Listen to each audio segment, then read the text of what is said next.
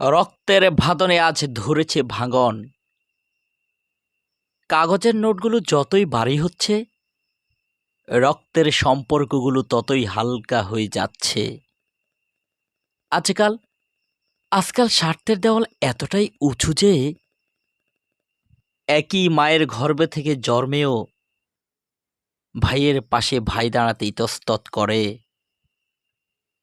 একই রক্তের মানুষগুলো আজ শুধু নামের আত্মীয়, বিপদে পাশে পাওয়ার মানুষ নয়।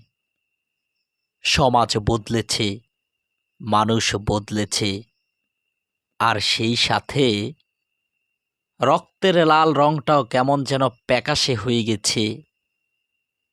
সবচেয়ে বড় সত্যি এটাই, আজকের দিনে রক্তের সম্পর্কের চেয়েও স্বার্থের সম্পর্ক অনেক বেশি জোরালো। স্বার্থের সম্পর্ক অনেক বেশি জোরালো।